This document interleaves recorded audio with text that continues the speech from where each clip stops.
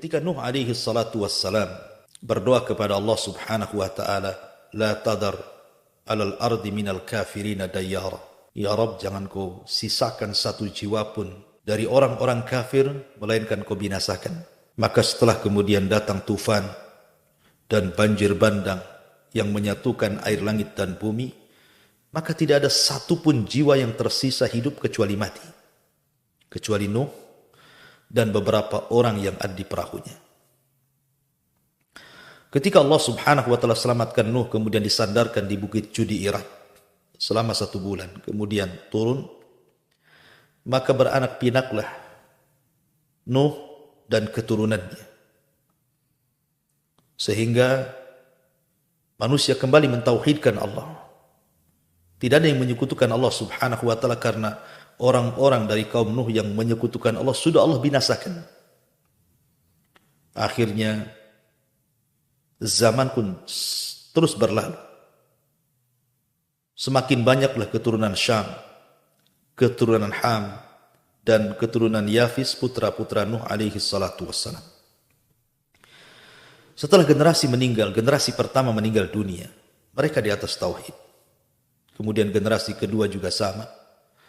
Sampai pada waktunya, ketika manusia sudah menyebar di mana-mana, maka kabilah yang pertama kemudian menyimpang dari jalan Allah Azza wa Jalla, tentu di belakangnya iblis dan syaitan yang sudah menunggu-nunggu untuk kembali menggoda Bani Adam. Maka di antara kabilah-kabilah putra-putra Nuh ini, maka kabilah yang pertama kali yang kemudian kembali menyembah berhala adalah kabilah atau kaum Ad. Kaumnya Nabi Hud alaihi salatu wassalam. Dialah kaum yang pertama kali melakukan kesyirikan setelah kejadian tufan, kejadian banjir yang kemudian melantakkan seluruh kaum Nuh alaihi salatu wassalam. Sebagaimana para nabi yang lainnya, maka Hud alaihi salatu wassalam diutus untuk mendakwahkan tauhid kepada mereka. Dan itu banyak kemudian dijelaskan di dalam Al-Quranul Karim, bagaimana Hud alaihi salatu wassalam mengajak manusia kepada tauhid. Dan kita tahu bahwa fitrah seorang nabi pasti diutus dari kaumnya. Sebagaimana Allah mengatakan, wa ila adin akhahum Hud, dan kepada bangsa Ad Allah utus saudara mereka Hud alaihi salatu wassalam. Kenapa Allah katakan saudara mereka? Karena Hud terlahir di tengah-tengah mereka. Mereka tahu sejak kecil siapa Hud alaihi salatu wassalam. Mereka paham siapa Nabi Allah Hud alaihi salatu wassalam. Makanya kemudian Allah subhanahu wa ta'ala katakan akhahum, saudara mereka. Artinya Allah sudah persiapkan bahwa Hud akan menjadi seorang nabi. Maka dijaga akhlaknya, dijaga lisannya, supaya tidak ada cacat bahwa dia ada seorang nabi. Tapi fitrah seorang nabi juga sama dengan nabi sebelum dan sesudahnya. Banyak tantangan, banyak perjuangan, banyak ancaman, dan begitulah suasana dakwah dimanapun. Sejak zaman Nabi SAW sampai hari ini, pasti akan ada tantangan, rintangan, ancaman. Dan begitulah tujuan syaitan ketika melihat dakwah ini berkembang, maka syaitan akan berusaha untuk menutupnya dengan berbagai macam upaya. Ma'asyiral muslimin yang dimuliakan Allah subhanahu wa ta'ala, Hud alaihi salatu wassalam ketika berusaha mendakwai kaumnya, maka para pembesar Ad ini datang kepada Hud dan mengatakan, qalal mala'ul ladzina kafaru min qaumi.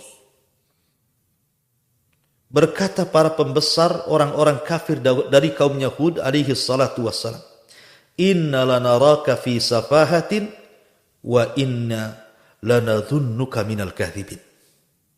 Wahai Hud, sesungguhnya kami benar-benar memandang kamu dalam keadaan kurang akal. Kau ini gila. Dan sungguh kami juga menganggap engkau ini adalah seorang pendusta. Subhanallah. Sunnatul dakwah. Ketika orang berdakwah menyampaikan kebenaran, pasti akan dituduh dua perkara ini. Pertama, dianggap kurang akal, dianggap gila. Yang kedua, dianggap pendusta. Lihat Nabi SAW. Bagaimana Nabi SAW dikatakan penyihir, dikatakan gila, dikatakan pemecah belah, dikatakan dukun paranormal, tukang tenun, dan yang sejenisnya.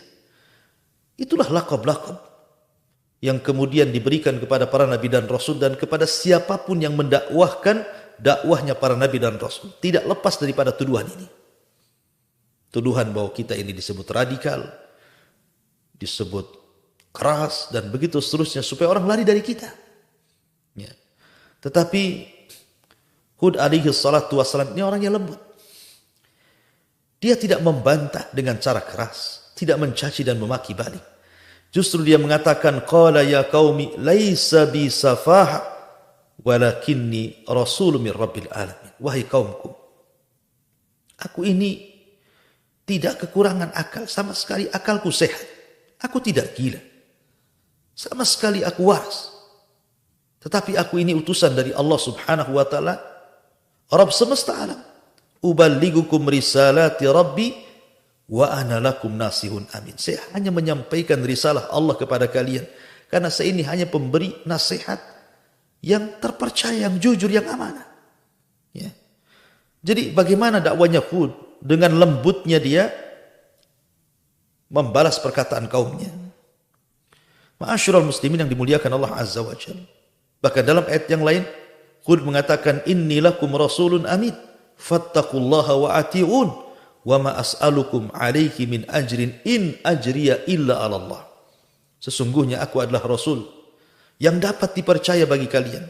Oleh karena itulah bertakwalah kalian kepada Allah dan taatilah aku. Akan tapi apa yang terjadi? Kaum Ad adalah kaum yang sangat keras kepala, yang tidak pernah bersyukur akan nikmat Allah Subhanahu wa taala. Ketika Hud mengatakan bahwa saya datang kepada kalian menjadi seorang nabi, penasehat yang terpercaya, mengajak kalian ke dalam tauhid kepada Allah Subhanahu wa taala, justru kaumnya mengatakan, ya Hud, ma ji'tana bi bayyinatin wa ma nahnu bi tariki alihatina an qaulika wa ma nahnu laka bimu'minin innakula illa taraka ba'du alihatina bisu. Subhanallah. Wahai Hud, kamu tidak mendatangkan kepada kami satu bukti yang nyata. Dan kami sekali-kali tidak akan meninggalkan sesembahan-sembahan kami karena perkataanmu itu. Dan kami sekali-kali tidak akan mempercayai kamu karena kami tidak mengatakan melainkan bahwa sebagian sesembahan kami telah menimpakan penyakit gila kepadamu. Subhanallah. Bagaimana kaumnya mengatakan bahwa karena engkau sudah, mungkin bahasa kita, karena engkau sudah terus mengejek kami karena sesembahan-sembahan kami atau karena peribadatan kami mengikuti nenek-nenek moyang kami. Sekarang rasakan wahai Hud, Tuhan-Tuhan kami sudah memberikan penyakit gila kepada. Nauzubillah. Ma'asyiral muslimin yang dimuliakan Allah Subhanahu wa taala. Tapi Hud terus mengingatkan mereka. Mengingatkan mereka dengan cara targhib. Targhib itu memberi kabar gembira. Sebagaimana Allah Subhanahu wa taala mengatakan, wattaqul ladzi amaddakum bima ta'malun amaddakum bi an'amin wa banin wa jannati wa uyun.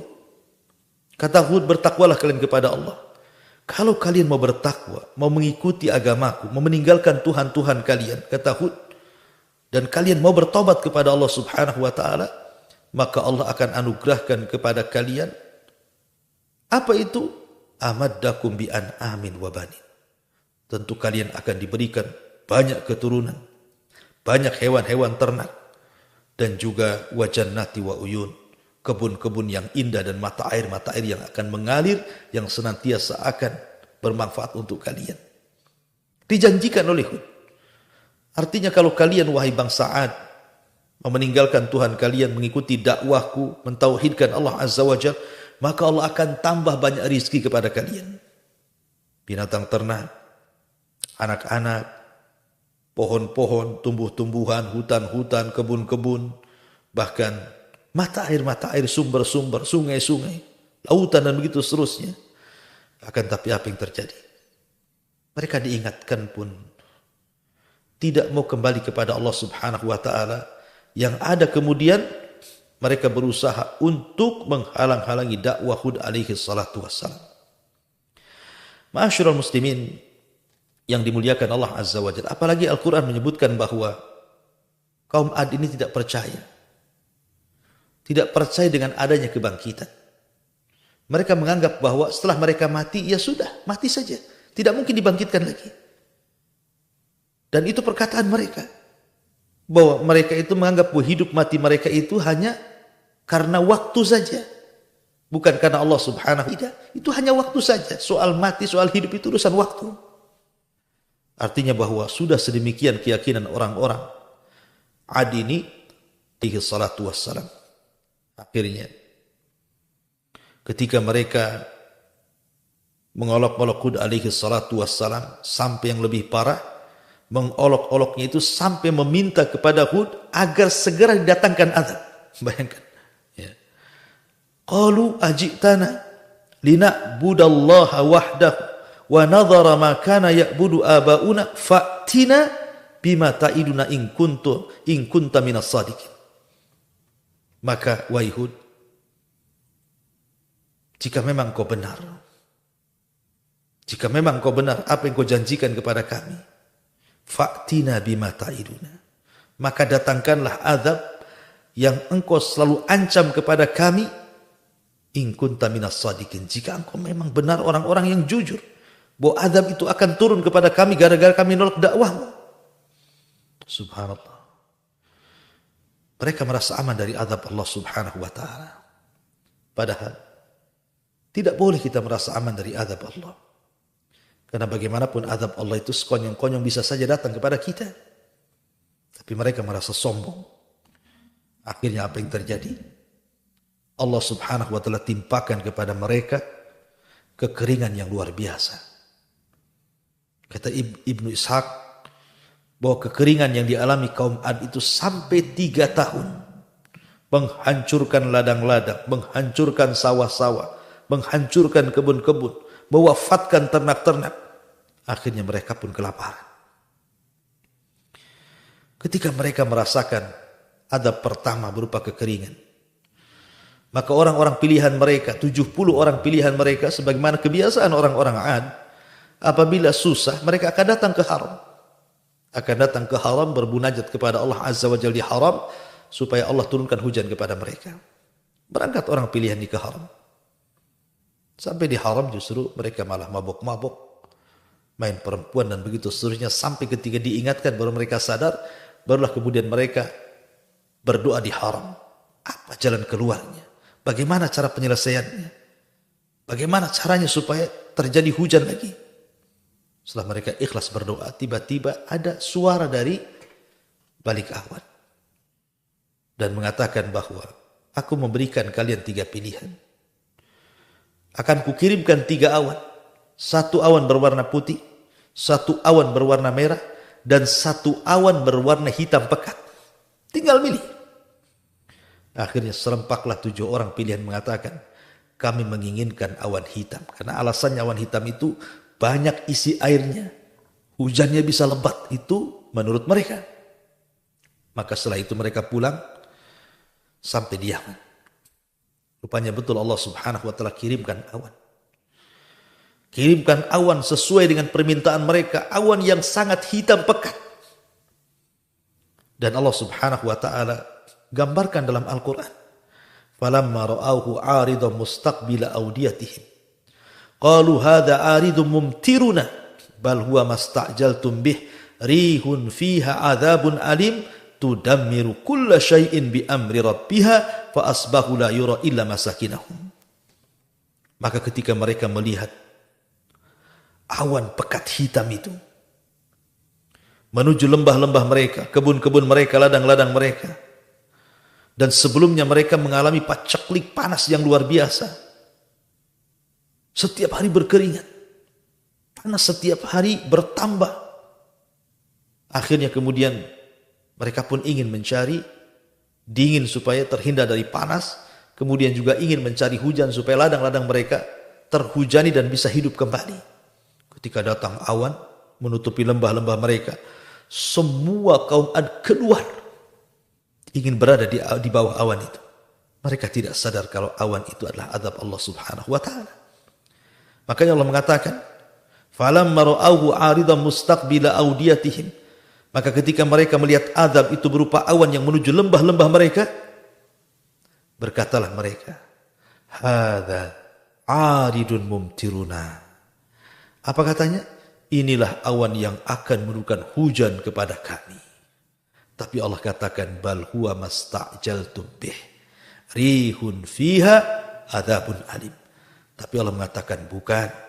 Bahkan itulah azab yang akan kamu minta agar datang dengan segera, angin yang mengandung azab yang sangat pedih sekali, yang akan menghancurkan segala sesuatu dengan perintah Tuhannya. Maka jadilah mereka tidak ada yang kelihatan kecuali bekas tempat-tempat mereka. Ma'asyiral muslimin yang dimuliakan Allah Azza wa Jalla. Ketika terjadi awan itu, tiba-tiba awan itu mendatangkan angin yang sangat kencang. Kencang sekali. Menerbangkan semua yang ada di bawah. Manusianya, anak-anaknya, orang dewasanya, laki-lakinya, perempuannya, orang tua. Semua diangkat angin. Subhanallah. Sehingga Allah mengatakan, "Wa amma'ad fa'uhliku birihin sarsarin atiyah." Diutus kepada mereka rih angin yang terus menerus. Angin puting beliung yang luar biasa mengangkat jasad-jasad mereka ke langit. Sampai Allah mengatakan, "Sakharaha alaihim sab'a layalin wa thamaniyata ayyamin khusuma." Sampai mereka tinggal di langit, dibawa terbang oleh angin, kemudian ditabrakkan satu dengan yang lainnya, sampai akhirnya meninggal di langit. Setelah itu Allah Subhanahu wa taala binasakan, dilempar kembali ke bumi. Sehingga Allah katakan, "Ka'annahum a'jazun nakhlin khawiyah." Seperti tunggul-tunggul kurma yang dilempar dari langit kemudian menancap di bumi dan tidak ada kepalanya. Subhanallah, inilah azab yang Allah Subhanahu wa taala kirimkan kepada kaum Ad.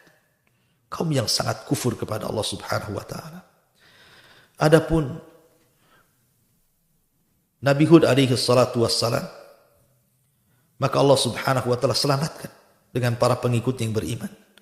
Walamma jaa amruna najjayna hudan walladzina amanu ma'ah birahmatin minna wa najjaynahum min adzabin ghalid. Dan ketika datang perkara kami, adab kami kepada mereka, maka kami selamatkan Hud dan orang-orang yang bersamanya dengan rahmat dari kami, dan kami selamatkan mereka dari adab Allah Subhanahu wa taala yang sangat pedih. Akhirnya Allah selamatkan Hud dan juga kaumnya, sementara kaum Ad dihancurkan, diluluh lantakkan, tidak ada yang tersisa satu jiwa pun dalam peristiwa ini. Lihat bagaimana Allah Subhanahu wa taala apabila mengirim azab pada umat-umat sebelum kita, maka tidak ada tersisa kecuali mati. Bahkan tempat-tempat mereka tidak tersisa kecuali melebur dengan tanah. Hanya sebagian kecil peninggalan Ad dan Thamud yang masih ada sampai sekarang. Tentu supaya jadikan ibrah, pelajaran bahwa kisah ini bukan cerita, tapi kisah ini kenyataan telah pernah terjadi, sampai Allah Subhanahu wa taala gambarkan di dalam Al-Qur'anul Karim.